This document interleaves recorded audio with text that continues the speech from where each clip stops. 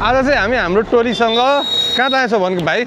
हामी सौरा जाँदैछौँ। बाइकमा चाहिँ म र भाइ मात्रै जाँदैछौँ होइन, अरूहरू टोलीहरू अटोमा गइसक्यो। तैँले बाटो देखाछस् नि? आमै कस्तो फिल हुँदैछ? मलाई त रमाइलो हुन्छ त गयो नि। सौरा भन्ने यो पोइन्ट भयो अहिले हामी। हजुर। यहाँदेखि 10 मिनेट जति अगाडि गएपछि हजुरको चाहिँ कुम्रत भन्ने जङ्गलको गेट आउँछ। त्यहाँबाट इन्ट्री भइसकेपछि चाहिँ हाम्रो चाहिँ फर्स्टमा घाँसे मैदानहरू घुमाउने, त्यहाँबाट बिस्तारै चाहिँ तपाईँको चाहिँ मिक्स फरेस्ट हुँदै रिभर एन्ड फरेस्ट भएर हाम्रो चाहिँ एउटा स्टप पोइन्ट छ यहाँनिर चाहिँ तपाईँको चाहिँ ताल भन्ने छ टी पोइन्ट जस्तो। त्यहाँ चाहिँ 5-10 मिनट तपाईँलाई रोकिसकेपछि फेरि गाडी बसेर चाहिँ अर्को हुँदै यसरी हामी। अनि हामीले त्यो अस्ति हात्ती गर्दाखेरि, हात्ती सवारी गर्दा चाहिँ हात्ती जाँदा त हजुरको एउटा चाहिँ बाघमारा भन्ने छ यहाँनिर। बाघमारा भन्ने जङ्गल जान्छ।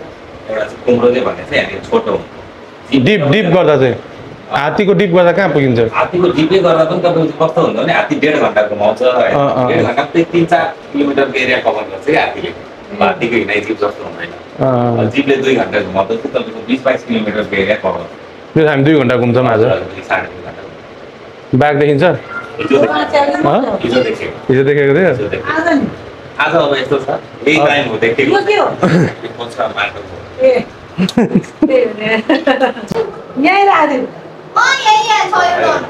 कतिचोटि सफाइ गऱ्यो बाघ चाहिँ देख्न पाएन हामीले चाहिँ। ए जिपमै हो? अनि हामीसँग सुरक्षा चाहिँ के हुन्छ यदि? गाइड हुन्छ। बाघले अब देख्ने बित्तिकै एट्याक गर्छ भन्ने हुँदैन। जानु त्यहाँ गएर भेटेर आउनु। अन्जु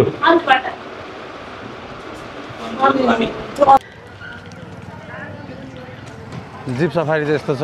अस्ति नै चाहिँ हामी हात्ती सफारी गरेर चाहिँ यो पालि चाहिँ जिप सफारी। डाइनोसरको मेन इम्पोर्टेन्ट भनेको हर्न हो नि त, जुन चाहिँ होइन त्यो हर्न छैन, त्यो गायब छ। अब अहिले पलायो भने जान्दिनँ। अच्छा 6 महिना अगाडि आउँदा थिएन। अनि त्यसपछि त देख्ने भनेको बाँदर देख्छस् तेरो साथीहरू होइन? मयूर नदेख्न पनि सक्छस्। अनि त्यहाँबाट तैँले अर्को देख्ने भनेको त्यहाँ धेरै चिज जस्तै न्याउरी मुसाहरू देख्छौ।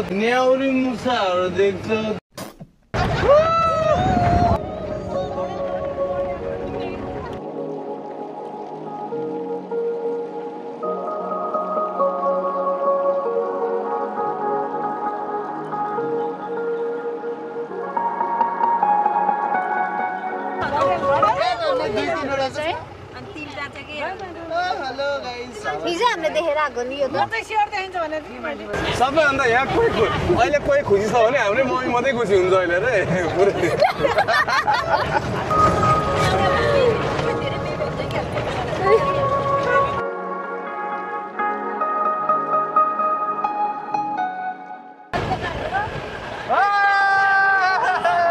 अर्को टोली हो हाम्रो जस्तै अर्को टिम भएर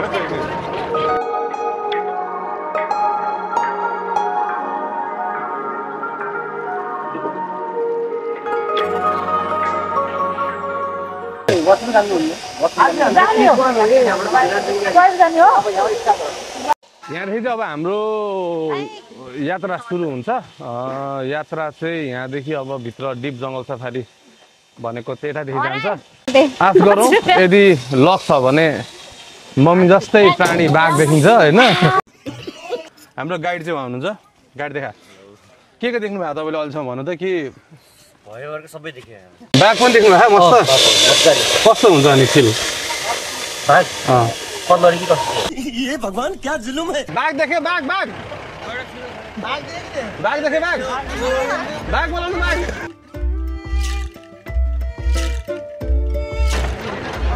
यसले चाटे भन्दा नि फेरि हेर्दैछ ऊ हेरे दामी एउटा त भाग्यो कि के हुँदैन जाओस् बिचरा भोक लागेको थियो होला सुगर नआएको थियो होला डरायो कि यो देखेर डरायो उता गयो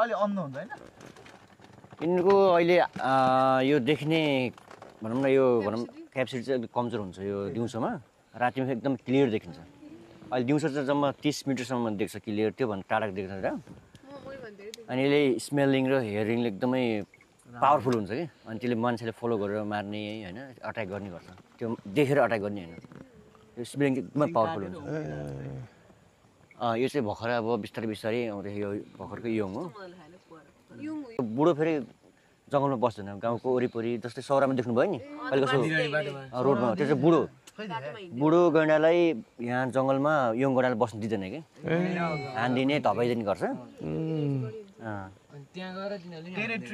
टेरिटोरी छुट्टा हुन्छ कि एउटा गैँडाले 10 किलोमिटरसम्म आफ्नो एरिया कभर गर्छ यो चाहिँ सोलिटरी एनिमल पर्छ प्राय सिङ्गल नै बस्छ क्या गैँडाहरू चाहिँ ग्रुपमा बस्न मन पराउँदैन एकदम एकान्त भनौँ न एकदम शान्तसँग कहिले कहिले बच्चाहरू मेल फिमेल भयो भने छुट्टै कुरा हो नत्र नि ग्रुपमा कहिले पनि बस्दैन कि यिनीहरूको रनिङ पावर भनेको 40 देखि 45 किलोमिटरसम्म हुन्छ कि प्रति घन्टा एकदम स्ट्रेट दौड्ने हो जस्तो गैँडाले लखटा आयो भने जिगज्याग भाग्नुपर्छ भन्छ नि एकदम जिगज्याग भयो भने टर्निङ गर्न सक्दैन कि यसको छालै जब 3 सेन्टिमिटर बाक्लो हुन्छ ठुलो मोटो यो चाहिँ टाइगर जोन है अब यहाँ बाघ देख्ने सम्भावना छ है गाइस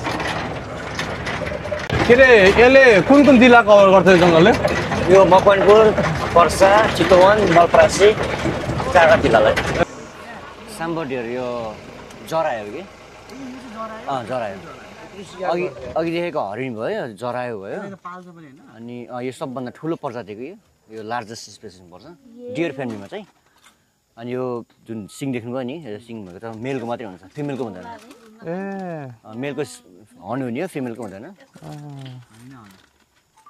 यो यसलाई पनि बाघले पुरै हेरेर होला कताबाट स्पोटी डियर गैँडा पनि यहाँ छ गैँडा गैँडा स्पोटेड डियर छ उता साम्बर डियर छ स्पोटेड डियर छ राइनो छ ए राइनो हेर त सबै देख्यो यार बाघ माछ बिस्तारै खान्छ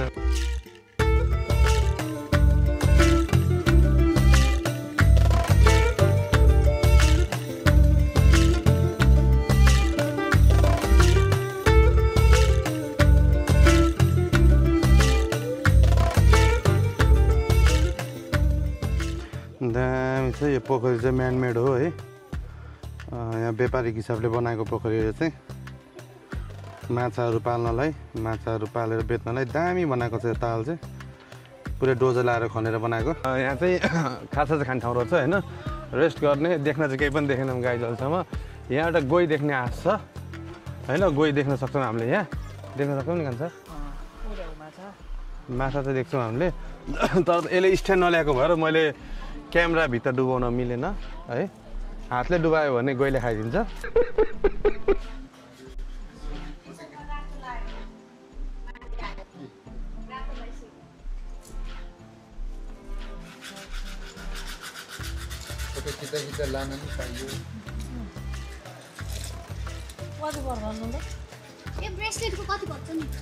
अब फाइनली हाम्रो टोलीहरूले अलिअलि फोटो खिचे हैन अरे बाप रे ये तो धोती खोल रहा है यो जङ्गल चाहिँ टोटल 900 समथिङ किलोमिटर छ अरे हामीले चाहिँ 25 किलोमिटर जतिको पैसा तिरेर हामी आएको छौँ ठीक है बाघ हेर्नलाई समझ गया तर बाघ देखेनौँ हामीले अच्छा है मैं अंधा हूँ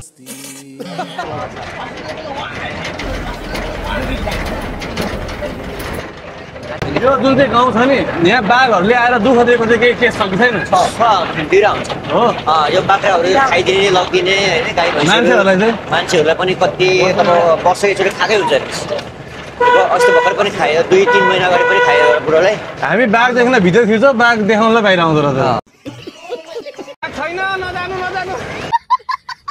ठाउँ राम्रो छ घुमियो फ्रेस हावा खायो नेचरको आनन्द लियो होइन बाघ देख्न पाइएन आजसम्म देखेकै छुइनँ अहिलेसम्म रियलमा चाहिँ है तर चाहिँ भए पनि ओभरअल मजा भयो जम्मा 800 रुपियाँ लाग्दो रहेछ र इन्ट्रीको खै 150 रुपियाँ काट्दो रहेछ भनेपछि एकजनाको 950 पर्दो रहेछ जिप सफारीमा अहिलेको रेट चाहिँ अब रेट घटबड हुन्छ कि थाहा छैन है एनिवेज रमाइलो भयो तपाईँहरूलाई चाहिँ कस्तो लाग्यो कमेन्ट अवश्य पनि गर्नुहुन्छ होला गर्नु नै हुन्छ आई नो है अनि हाम्रो च्यानललाई फर्स्ट टाइम हेर्दै हुनुहुन्छ भने च्यानललाई सब्सक्राइब गर्न नबिर्सिनु होला भिडियो मन पर्यो भने लाइक कमेन्ट सेयर सब्सक्राइब गर्नु होला थ्याङ्क यू सो मच अब हामी फेरि आउँछौँ हाम्रो अर्को भ्लग लिएर thank you so much by by guys